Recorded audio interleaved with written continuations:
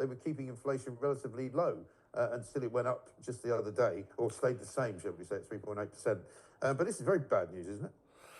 It is. The OECD, there are a bunch of sort of public sector policy wonks from various countries. There are 28 OECD countries around the world. And they sit in Paris and they make forecasts and we report them. And it is quite important. The market takes notice of what the OECD say. And as you rightly said, inflation stayed at 3.8% on the last numbers. When you think that the Bank of England's target is 2%, we're almost double that. And a lot of people listening, Mike, this morning will say, are you telling me that life's only become 3.8% more expensive over the last year? Pull the other one, it's got bells on. These inflation numbers actually feel, understating what's happening in the real world. But it is a blow for Rachel Reeves. Labour, of course, are making lots out of the fact that the OECD think that the UK is going to be the second fastest growing economy among the big G7 countries. But quite frankly, still very, very low growth. The Chancellor's desperate for some growth because it's only growth, an expanding economy, that flatters the public finances and gives us some relief. Yes, but yet again, another figure that comes out today shows that about 50,000 jobs in the private sector have disappeared in the past 3 months, just coming up to September. And we know that, a couple of 100,000 fewer jobs are now available. Unemployment's going to reach a 5-year high pretty soon. And without private sector growth, there is no growth, is there? Again, I feel a lot of your viewers and listeners will sense when they hear about these numbers, it will chime with their experience. Pretty much since this time last year, Mike, when it became clear that Rachel Reeves was going to increase taxation in last October's budget, the so-called Halloween budget, hiring started to slow down. And after she announced that increase in employer national insurance, a £25 billion annual increase, last October, it came in April. But even last October, just news of it coming meant that lots of people, didn't want to take on extra staff because of the extra costs. Lowering that threshold where you start paying national insurance from 12.5 grand roughly to 5 grand knocked out a lot of those little part-time jobs, particularly retail jobs, hospitality jobs, and hiring has fallen pretty much every month since last October, and that hasn't happened since the pandemic. Then on top of that, you had a whacking great increase in the minimum wage in April, particularly for youngsters, a huge inflation-busting increase. And again, it's a nice thing to do, and it makes you feel good if you're a politician to tell businesses to pay people more money. But businesses will respond by, not replacing people who leave. They'll respond by backfilling. They'll respond by not expanding their workforce. And then on top of that, Mike, I'm afraid, sorry to be a font of a lot of woe this morning, but this is what's happening out there in business. On top of that, employers also know you've got this employment rights bill coming down the track, which has been in the House of Lords. The government haven't accepted any of the Lords' amendments that were slightly diluting it. So it's now you can take your employer to a tribunal from day one of employment. You've got access to sick leave from day one of employment. You've got a lot of people who run businesses now worried that this extra cost and this extra regulation is making it harder to take people on. Yeah, indeed. And you're right to point out about the real price of inflation as well, because we did this last week, where again, whenever we do inflation and inflation numbers come out, I always say to people, there's no way that food inflation is anywhere near 3.8%. Yeah. The official figure's 5.1, but the Sun did a very interesting study last week as well, where it showed things like the price of beef has gone up by about 50%. Yeah. The price of coffee, milk, sugar, all of the kind of basic staples of your weekly shop have gone up incredibly high. And we've got electricity prices going up again, I think, in the next month.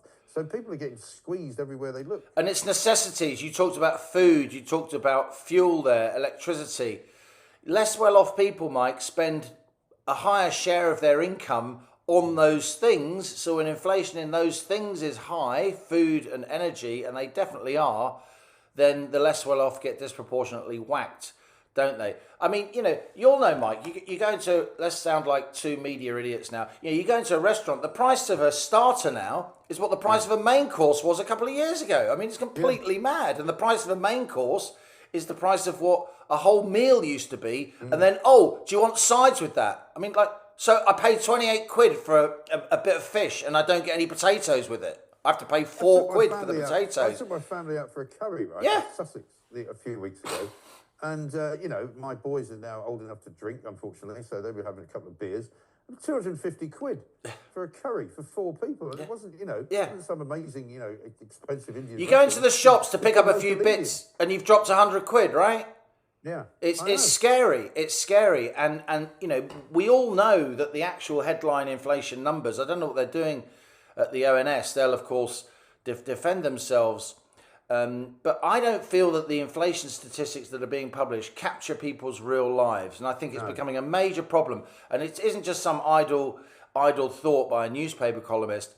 When that happens, Mike, you get an increase in what you call inflation expectations. And you get people bidding up their wages and pushing and for more money because they feel they're being they're being shortchanged because inflation is so high. And then you get businesses, pushing up their costs to the people that they're supplying. That all goes up the supply chain. And when people expect inflation to happen, then they try and get in early and put up their prices, and it becomes a self-reinforcing spiral. And I'm afraid what the OECD is tapping into here, and they're right, is that the UK is increasingly looking like an outlier when it comes to inflation. Other big economies, their inflation over the spring and summer was steady, or it actually went down. It certainly stayed below 3%. Our inflation's been well above 3%, and next month it could hit 4%, double the Bank of England's target. That will push inflation expectations up, I'm afraid, even more. I know. And we've been hearing a lot from people in the past, say, 3 weeks or so, people calling in, leaving us voice notes saying, I've just lost my job, I've just been made redundant, my hours have been cut in half, or, my wife and I were going to buy a new car, but we can't really afford to do it because we don't know what's going to happen in the budget. Lots of ordinary people having really, really serious effects on their lifestyles. Have a listen to this. This is Tony on the cost of living. Hi, Mike. It's Tony from Hampshire. Great show, by the way. My wife and I got our water bill yesterday, and it was £333. For the same 6-month period last year, it was £216. I was thinking to myself, when we totted everything up, we must be a good £200 and odd pounds, £300 a month worse off than we were this time last year, with all the increases in everything else, council tax, food, etc. We just get things so wrong in this country. All the hard-working, honest grafters out there get punished to pay for all the migrants and the lazy and the feckless. There really needs to be a sea change here and start rewarding people who are paying their way and trying to make something of themselves. That is a very, very typical message that I've got from Tony. You feel for Tony. The water bill alone going up by sort of more than 50%. It's incredible. Yes, I just worked it out, Mike. It's 45% increase in the water bill. Absolutely crazy. Council tax is clearly going to go up big time in the budget because Rachel Reeves won't accept that raising tax rates actually will slow down the economy so much, even push it into a recession, so you'll get less tax revenue. She won't accept that because ideologically she doesn't want to give that message to her economically illiterate Labour backbenchers who just want higher taxes for the sake of it because ideologically they like higher taxes. Because Labour has increased taxes, I'm afraid, they're actually making the fiscal position worse. To use the jargon, we're beyond the peak of the Laffer curve. The Laffer curve, I know you've talked about it, the idea that you get tax rates up to such a point that actually you get less tax revenue because the economy shuts down and people move abroad and people change their behaviour and so on.